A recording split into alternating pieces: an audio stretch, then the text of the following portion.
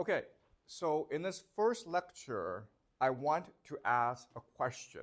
The question is, why did humanity transition from hunter-gatherer society to agriculture? Okay? And in the traditional paradigm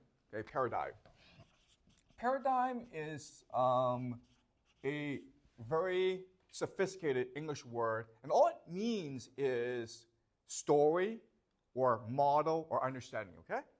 So in the traditional story paradigm, we transition because we're first hunter-gatherers, and we lived in groups of about 20 to 50 people, and we roam the land looking for food. It was uncertain, it was unstable, and then suddenly there was a revolution. We discovered farming, and farming provided a stable source of food that we could control, okay? The word we use is domestication. Okay? Domestication just means that we bring it under our control. And because of farming, we can now create more food than we need. And the word we use for this is surplus. And because there's a surplus, people now could do things besides farming. So for example, we could have leaders, which creates the idea of politics, right? We could also have priests, which introduces the idea of religion. And then we can have creative people, which then gives us arts. And slowly over time, these villages grew into cities. And because there was a lot of people and a lot of surplus, we could now have literature, reading and writing. So we can now store knowledge and then pass it from generation to generation and across cultures, okay? We can now have science and technology. And slowly, over the course of this process, we create modernity, okay? Which is the world that we live in today. So the pivotal step towards modernity was this transition into agriculture. And this is traditionally what we believed about the world. Unfortunately, there's no evidence for this, okay? And in fact, the more evidence we collect, the more we realize this is not true. In fact, what we now know is it was actually pretty stupid to transition from hunter-gatherer into farming, okay, for a variety of reasons. The first reason is that when you're a hunter-gatherer, it's actually a pretty easy life because there's food everywhere, okay? When you're a farmer, it's a hard life because you have to grow that food. So maybe as a hunter-gatherer, you're working maybe an hour a day, but as a farmer, you were working 6-7 hours a day. It was very hard to grow that food. So in the book *Sapiens*, the Israeli historian named Yuval Harari, he's very famous. *Sapiens* is also a very famous book. There's a very famous sentence, okay? And the sentence is like this: we did not domesticate wheat. Wheat domesticated us, okay? So we thought that we made wheat, okay, the food wheat, into our slave. But in reality, wheat made us its slave. And the reasoning for this is this. Out in nature, if you're wheat and you want to survive, you have to make yourself attractive to other people and to animals, okay? So you have to be tasty, and you have to be easy to find. You have to do a lot of work. But when you're on a farm and you're wheat, you can just lay back, do nothing, and make humans do all the work. Okay?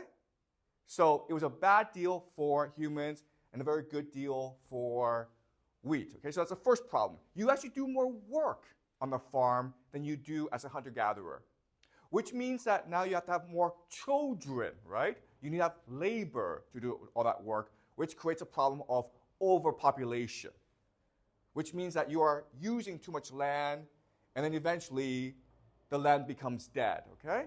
Or not arable anymore. So that's the first problem.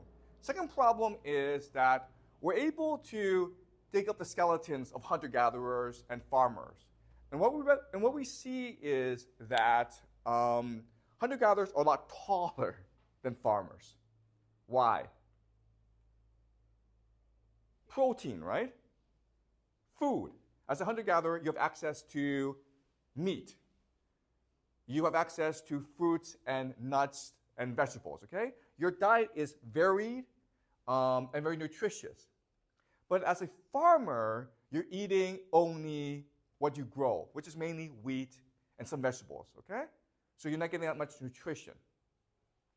Then the third problem is that as a farmer, you are much more likely to die early than if you're a hunter-gatherer. Why? Have you guys been to a farm? What's the problem on a farm? Exactly, thank you. Pigs, right? Animals. They're everywhere. Plus, where do you put the garbage? Where do you go to the restroom, right? So because people are together in a very unclean place, it's much more likely to contract disease and then die. Okay? So for these three reasons, the transition from hunter-gatherer to farming makes no sense. And even today, we are not able to explain to you why this transition happened. Okay?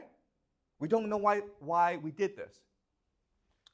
So the only thing we can do is construct theories as to why this might have happened. So even though we can't go in the past and look at why we did this, we can do some research and collect evidence and then create theories as to why this might have happened, okay?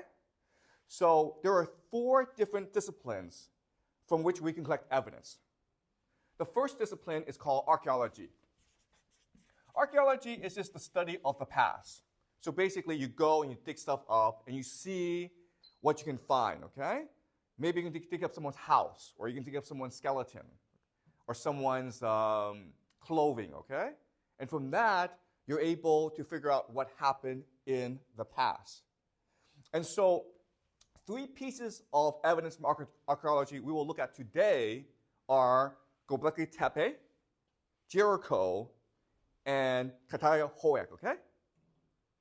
And these are places that we've actually dug up, and we know what life is like in these 3 places. So that's archaeology.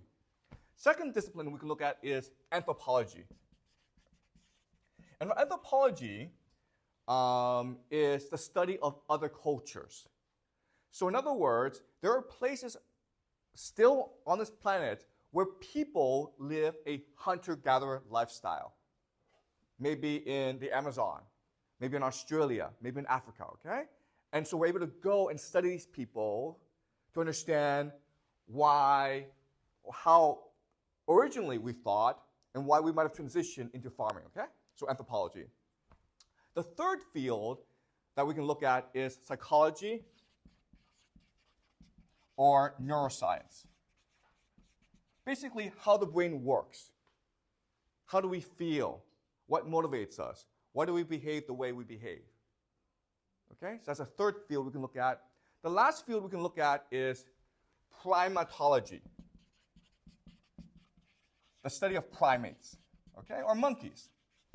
Because guess what, guys? We're monkeys. We're primates. 99% of our DNA are monkey DNA.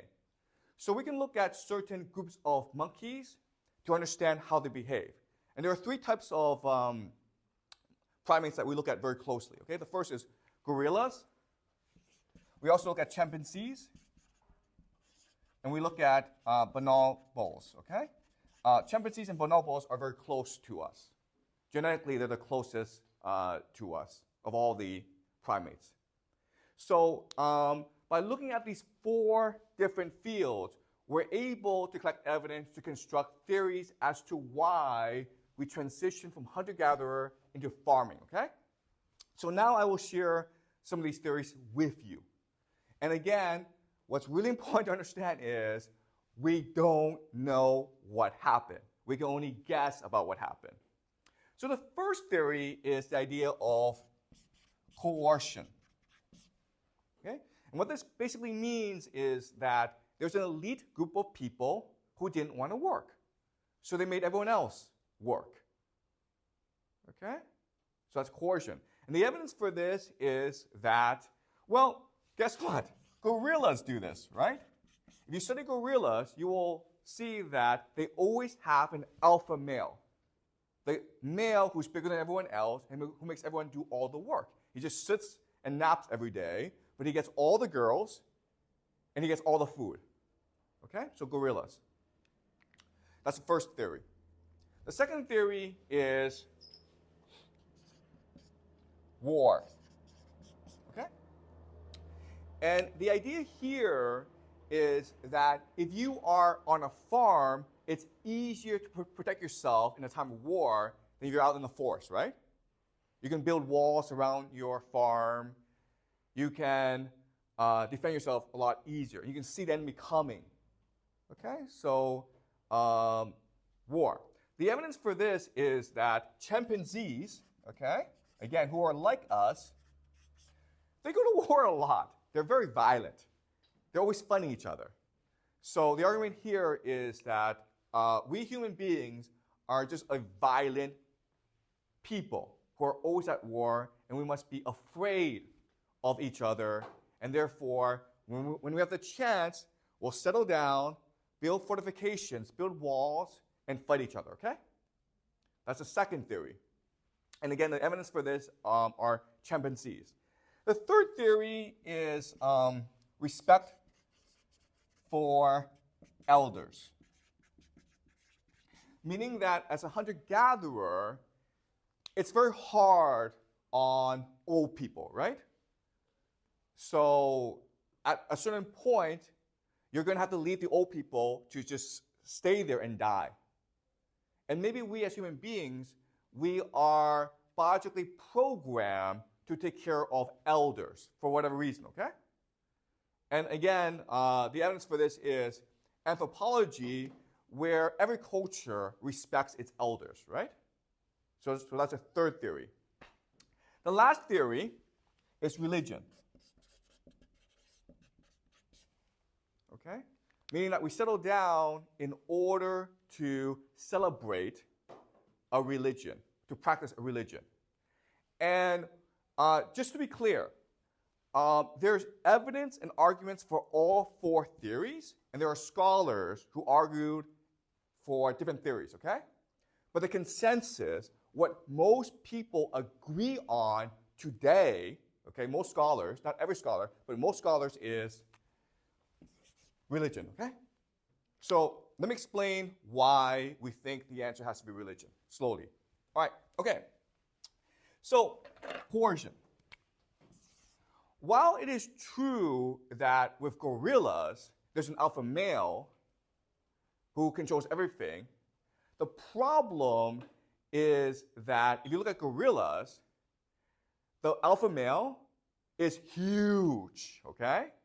And males are a lot bigger than females.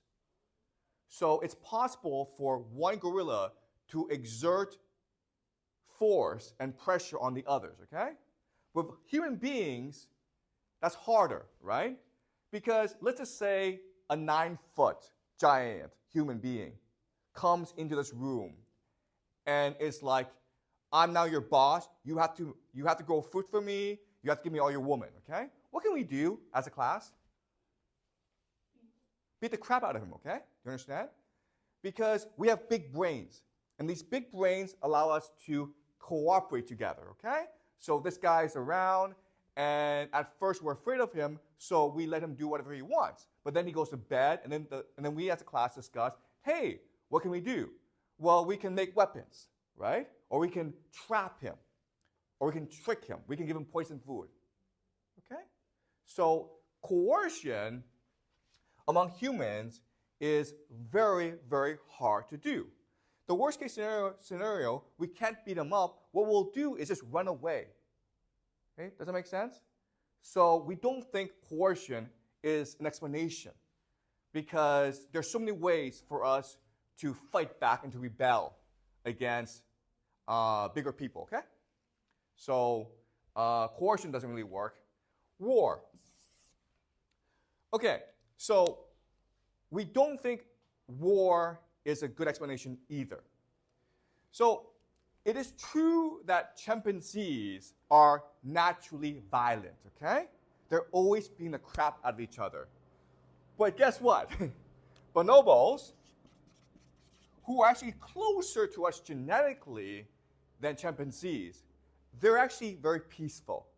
They don't fight each other, okay? So there's no evidence that we human beings are naturally violent. Also, if it is war, then we should be able to find weapons. And we don't really find weapons, okay? In archaeology, we don't really find weapons of early humans. Now, there is a lot of violence in early human history, okay?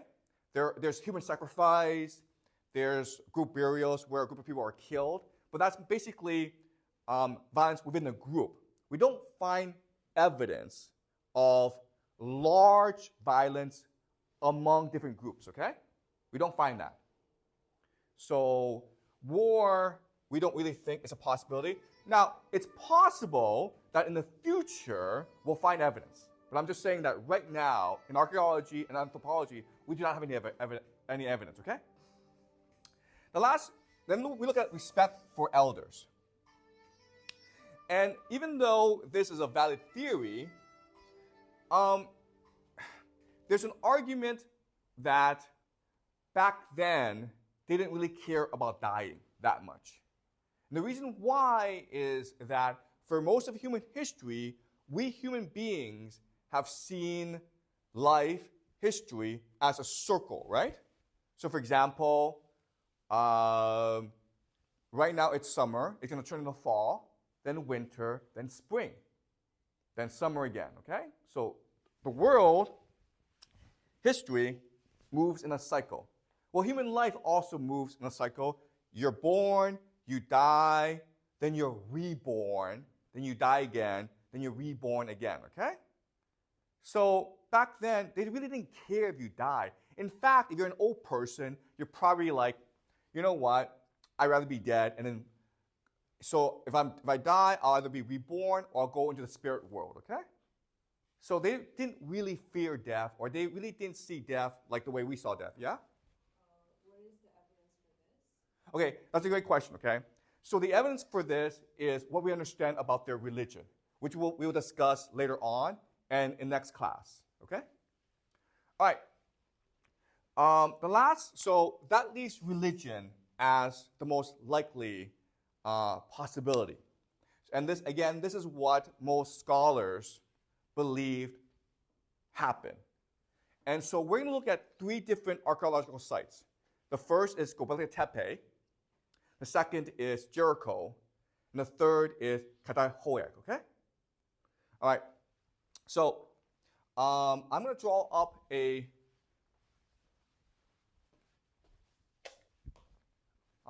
we'll first see a picture of Gobekli Tepe. And guys, these places were only discovered in the past few decades, okay? So these are new places. We're only starting to understand these places. And so this place is in Turkey, in central Turkey, and this dates back to about 9500 BC. So this is about over 11,000 years old. And we don't even think this is the oldest place, okay? So if you did your research, you will know that this is basically a place of religious worship. You can see that they constructed this place so that there are these T-shaped pillars, okay? And these things are huge, right? This is a human being, and this is a T-shaped pillar, okay? We think, again, this is all theory, okay? This is all what we know, and we don't know that much because this is all recent, okay? But we think that these T-shapes represent human beings, okay? And within these T-shapes are animals. And you can see that they've aligned or they built this T-shape in a way that they can practice a ritual or a worship, okay? So the people who are leading this were probably who we call shamans, okay? Or religious leaders that help us bridge our world with the animal world and the spirit world, okay? So these are shamans. And so Gobekli Tepe is a place of religious worship. Now what's interesting about Gobekli Tepe is that the religious site is the oldest, but we also find houses that are built later on, okay? So what we think might have happened here is that hunter-gatherers will come to a place now and then to practice religion. Because ultimately, as human beings, and we discussed this last class, we have a yearning or we have a need to understand why. And religion solves this problem for us. Also, as hunter-gatherer, you need to associate with other hunter-gatherers in order to find mates, okay? To find husbands and wives to reproduce. And so this sort of religious center, it's a great time to come and practice your religion, but it's also a great time to feast and to meet someone you can marry and have children with, okay? So that was the original function of the temple. Now, these places are often led by shamans. And what makes them special is that they are charismatic leaders. Okay? Charismatic leaders.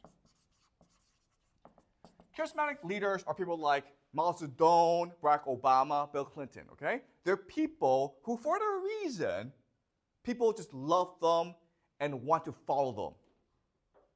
Okay? And so maybe what happened was that these charismatic leaders, they built this place and they became like celebrities. And people came from all over to meet them, to hear the religion, and to meet other people.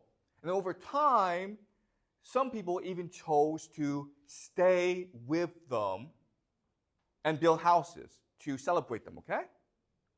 And then when they died, what happened was they still worshiped them in their death. And so this place became a temple. Okay? Does that make sense?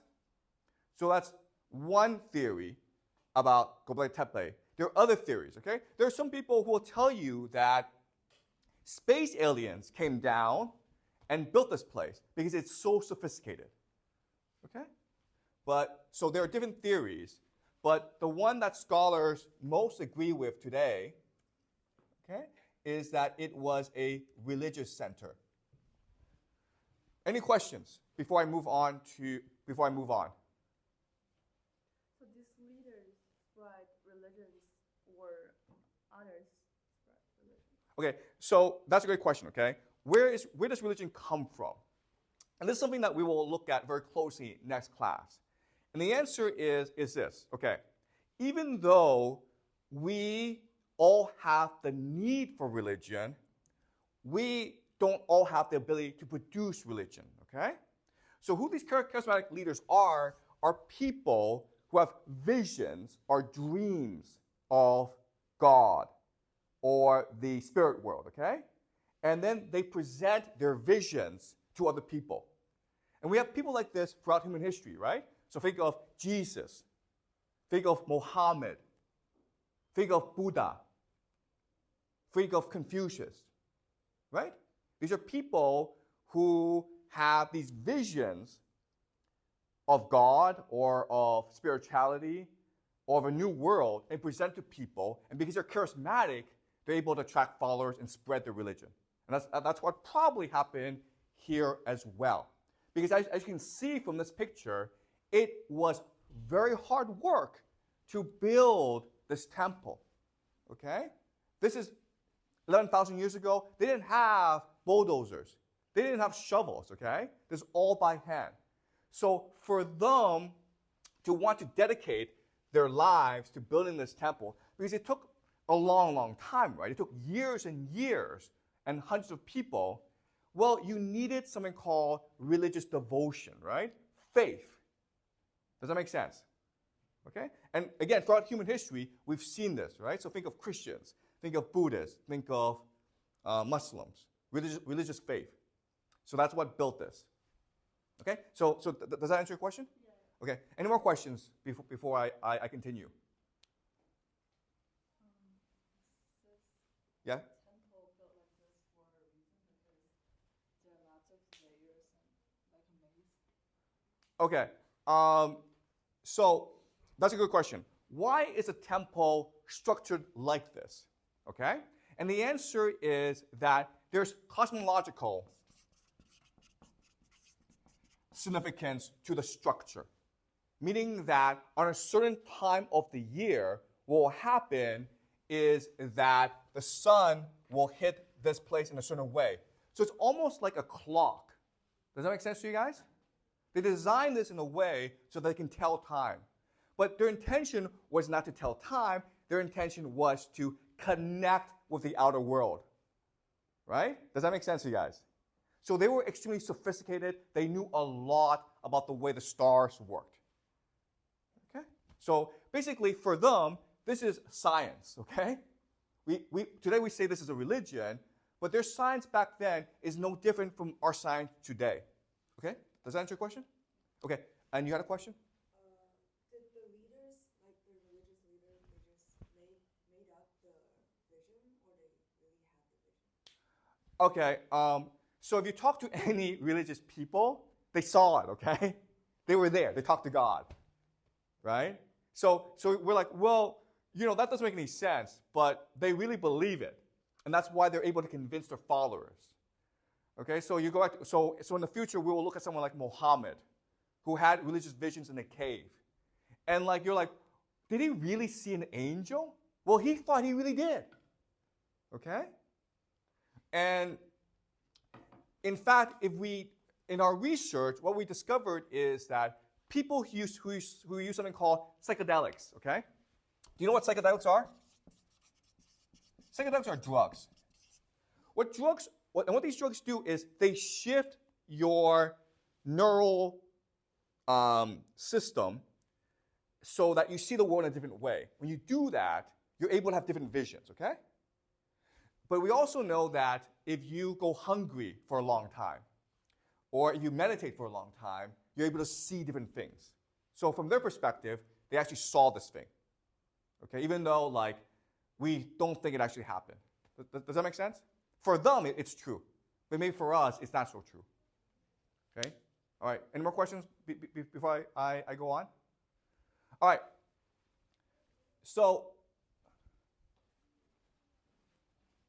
these are great questions, and keep on asking them, okay? And these are hard questions that we will go over the next few classes on. So let me show you another picture. Okay? This is what is in the pillars at Gobekli Tepe. Okay?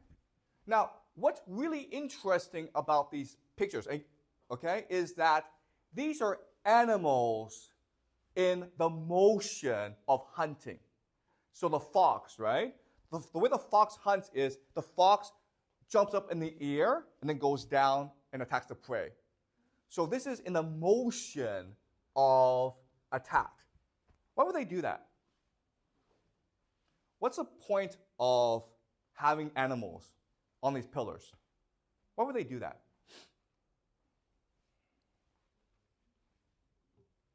They respect these animals. Good. Okay, yes. Okay. So what's really important to understand is that back then, and again, I'll explain to you over the next couple of weeks. Back then, we human beings did not see us as separate from the other world. Okay? Does that make sense? Animals, trees, humans, all equal. So, first of all, if you're going to kill these animals, you need to ask for their forgiveness. Otherwise, their spirit, their soul will haunt you. Okay? They'll take revenge on you. So, if you kill them, you must ask for their forgiveness, okay? And the one way to do that is by paying tribute to them. Okay, that's number one. Number two is that we can learn from these animals, right? They're the best hunters in the world. So before we go on a hunting trip, we might have a ceremony to channel their energy and power and wisdom. Does that make sense? Okay? And the third thing is basically to appease them or to become their friends, right? Because we don't want to hunt foxes. We want to hunt gazelle. There's more meat in gazelle. They're easier to capture. But we want to be friends with the gazelle. We want to be friends with the lion, okay? We don't want to be enemies. So it's a sign of respect to the animals. So that was basically their religion. And coming together, the religious festival was about celebrating their relationship with these animals, as well as channeling their power, their energy, and their wisdom so that they could go hunt as well. Okay, does that make sense? Okay, so this is probably one of the earlier religions that we have. Is this clear to you guys so far? All right? All right, let's move on.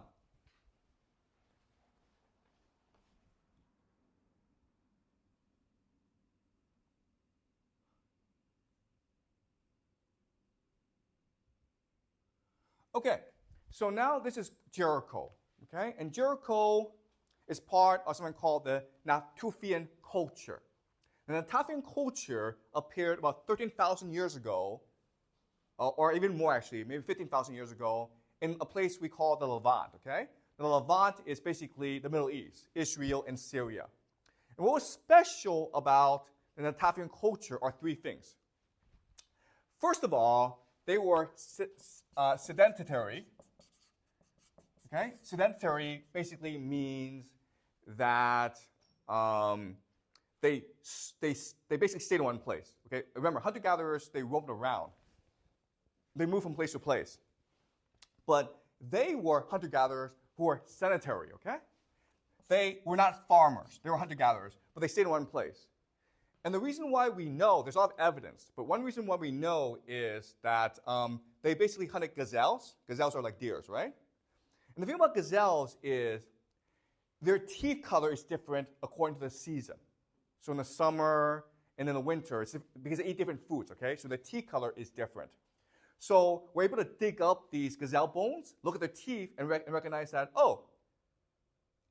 they were hunting gazelle in this area both in the summer and the winter, which meant they did not move, okay? So they were sedentary. That's the first thing. Second thing is that they had domesticated crops. And the reason why we know is we're able to dig up seeds of crops, okay? Vegetables and wheat and barley, which meant that they had the capacity, the technology to farm, but they chose not to farm. Does that make sense? Okay? So basically, the way they developed this technology is for gardening, right? They were hunting, gathering most of the time, but some of them, for fun, for pleasure, had their own garden. And that's how they developed the technology. Okay? And the third thing that was very important is there's something called the cult of the skull. Okay? So they probably worshipped animals, but they also worship ancestors. And the reason why we think so is we're able to find a skull in these places, okay? So they basically took someone's head, skull, and put clay on it to protect it. And they put it in their houses to worship it, okay? So this is the beginning of ancestor worship. Okay? Does that make sense to you guys? So I want to show you this, and it's called the Tower of Jericho. When we first discovered this, we thought, this must be a evidence that Jericho went to war, okay? Because it had walls and then a tower, right? The walls are to protect you from your enemies. The tower is to see your enemies coming. But then they did more research and realized that, no. This tower is a religious monument. It is the same as Gobekli Tepe, where it is cosmological, meaning that at the longest day of the year, the mountain over here will cast a shadow over the tower. And the tower will cast a shadow over the entire village, covering it all up in darkness. Okay? Does that make sense, you guys? Why would they want to do that? What does that do for you? To have the entire village covered up in darkness? Any guesses? Why would they do that?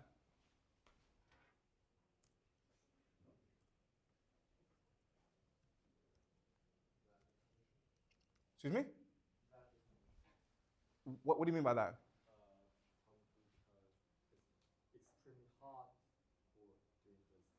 I know, but if that were the case, you just move, right? So what's really important is that this is like right after the last ice age, okay? So it's actually pretty cold, okay? They did this for religious reasons, right? Because when you cover your village in darkness, you feel as though you are in connection with the sky. Does that make sense? So they must have a religious belief in which part of the worship is to cover the village in darkness. So why you cover the village in darkness makes you feel connected with the sky? That's a good question, okay? So space is dark, right? Do you understand? So when you're dark, you think that I'm bringing space to our village.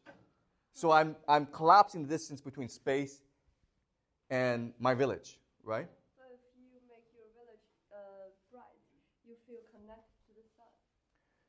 I understand that, but your village is bright anyway. And if you're able to make your village dark, that's magic, right? Oh, that's special. Do you understand?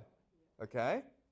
So they designed a tower in a certain way so that it would cover the village in darkness. And they could see that as magic. And that's evidence that your religion is correct.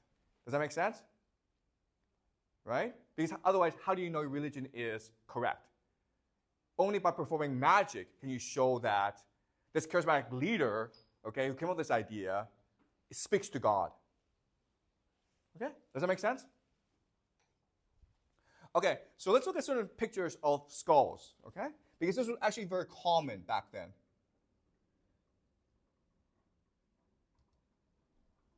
Okay, so basically this is a skull, they covered up with clay, and they carried it around with them all over the place. And this was true throughout the world at that time, okay? Ancestor worship.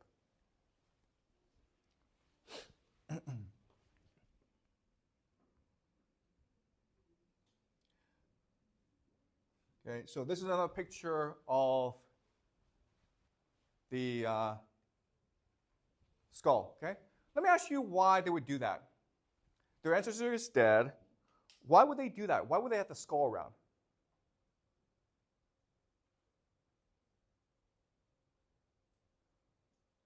Where's the ancestors now?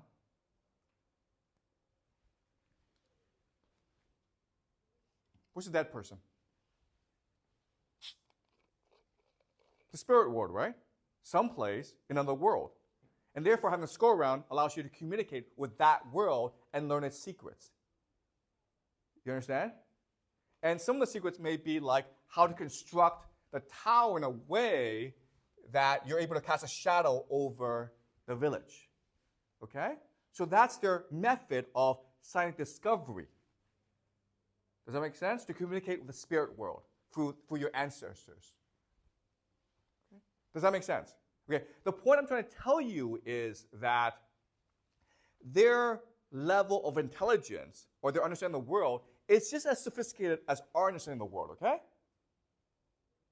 You understand? We think that when we go to science class, we're learning facts and knowledge. But guess what? Maybe 1,000 years from now, people will look at our science, like the physics, and be like, oh, that was a religion too.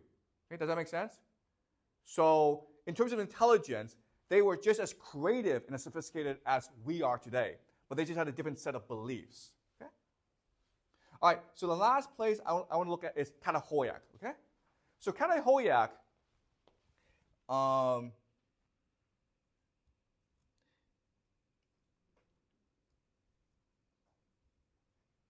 is a huge place.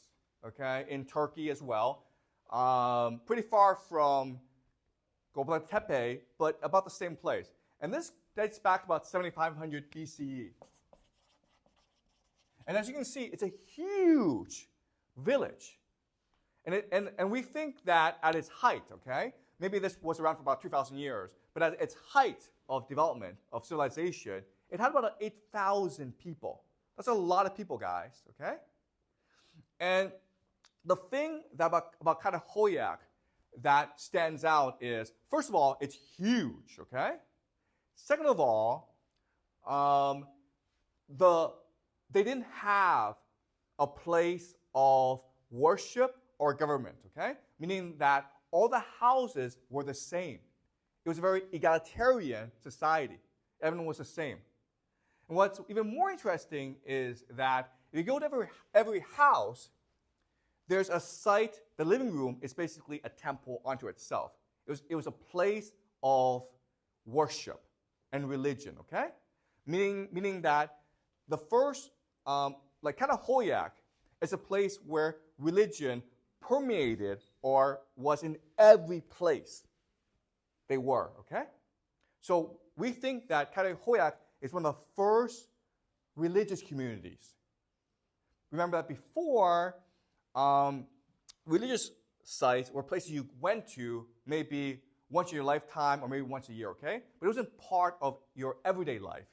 Whereas in Catal Hoyuk, religion was in your life from birth to death. Okay? Does that make sense? And the thing about Catal Hoyuk that's very interesting is, at this point, their religion is extremely sophisticated, meaning that they can explain everything using their religion. Okay? So their everyday life and their religion was completely aligned together. So let me show you some evidence of this.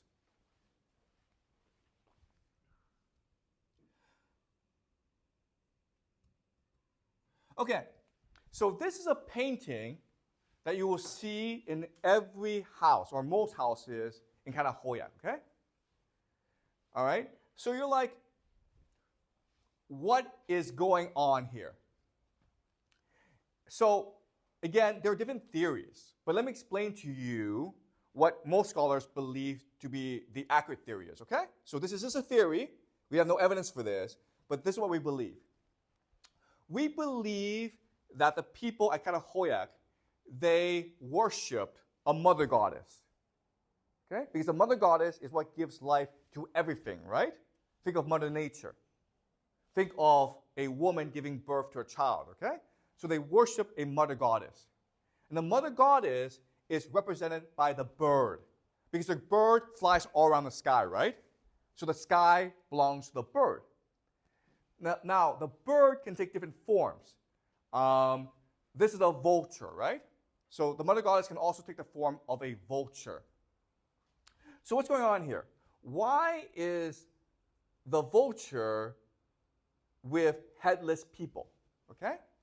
Because the way that they combine ancestor worship with their belief in the mother goddess is they believe that when a person dies, what they'll do is they'll put that person's dead body out in the open. It's a sky burial, right? If you go to Tibet, they have sky burials. The vultures will come and eat all the flesh. And that is the tribute or the sacrifice made to the mother goddess, okay? So the mother goddess basically cleans the body, and then you take the bones and you bury it back in your house. And you take the skull and you keep the skull in your living room to worship your ancestors. Does that make sense? So in other words, it is an extremely comprehensive or complete religion, understanding the world. Okay?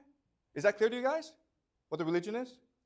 Any questions so far? Again, by the way, guys, a theory, okay? But right now, the most useful theory that we have about this place. Any questions before I move on? Okay.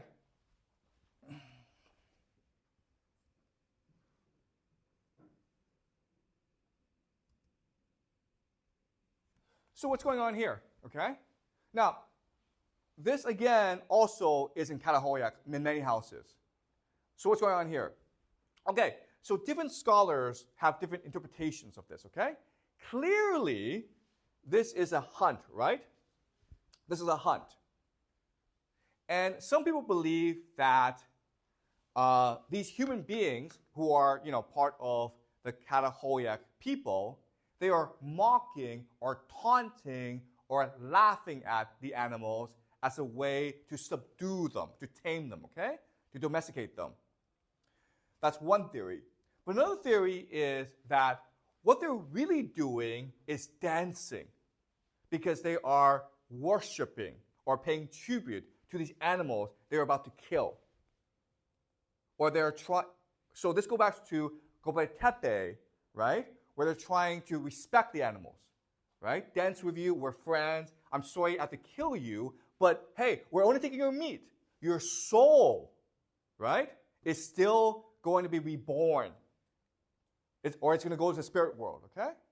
So this is a way of paying tribute or respecting the animals they're about to kill or about to hunt, to maintain the harmony of nature and their relationship with nature.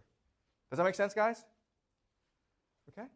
Again, what's really important is that this is a pretty complete religion, right? That explains everything to these people. And that's why it's so attractive to people, right? If you're a human being, you want to know why, well, Catal Hoyuk, the religion there, explains why. Okay? Does that make sense so far? Any questions? Okay.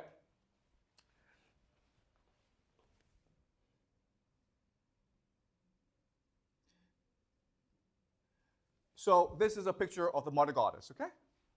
Again, we have debate about what this is. Some people believe that it's just a fertility goddess, okay? But others still believe this is the mother goddess. And you think about it, if you are a place like Catal Hoyuk, you're most concerned about giving birth, right? Because giving birth is what rejuvenates your society. So it makes sense that your god, the person you worship the most, would be a mother goddess, okay?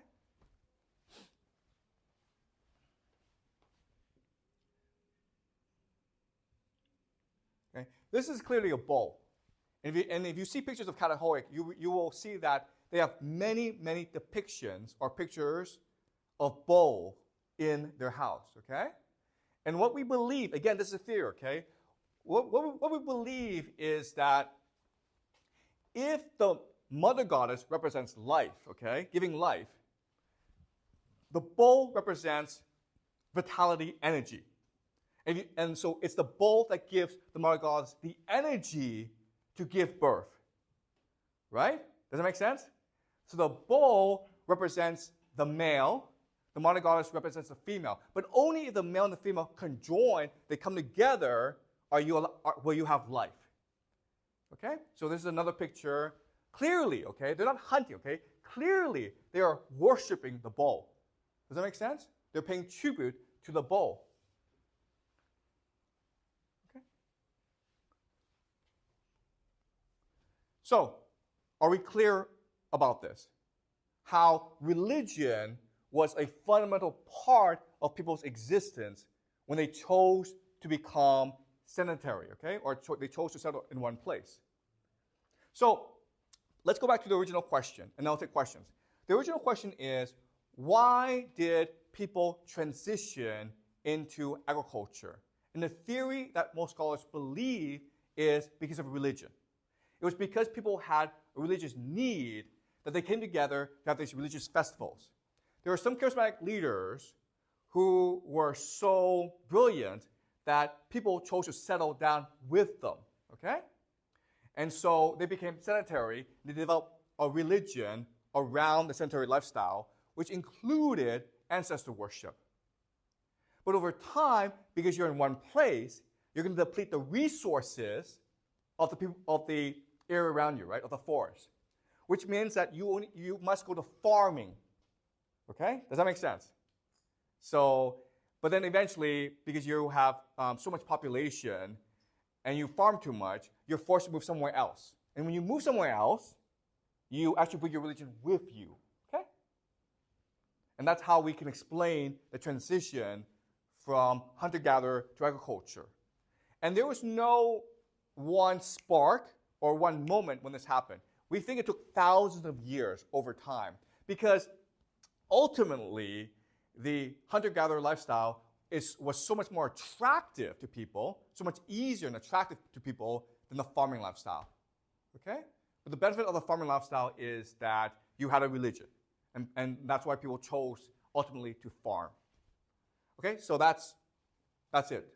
And next class, we'll continue this discussion about early religion and how people develop these religious visions. Okay, so next class, we'll look at ice cave paintings that goes back 40,000 years, meaning that they practiced this sort of religion or something like this religion 40 to 50,000 years ago. And we know through ice cave paintings. Okay, so questions before we finish class. Is this clear to you guys? Okay? Anything you're confused about? Any questions before we conclude? Can we zoom into the picture a little bit? Okay.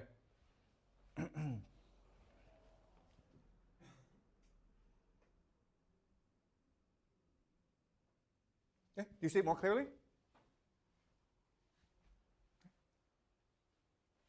And again, this is all on the internet, by the way. So if you're interested, you can go online and just read up more on Catal Hoyuk. Okay? These places are very famous. We'll be discussing these places throughout the semester. Okay? Gobekli Tepe, Jericho, and Catal Hoyuk. So for this lecture, which place we already discussed? Excuse me? For this lecture, which place we already discussed? We discussed all three. Okay? But I'm introducing you to these three places. In future classes, we'll go more in depth into these places, okay? Because Gobekli Tepe is a very interesting place, okay? And we're only slowly discovering all that's there. We basically uncovered about 5% of Gobekli Tepe. So over the next few decades, we'll know more. Okay? Any more questions? Any more questions? Okay. All right. So next class, we will do ice cave paintings.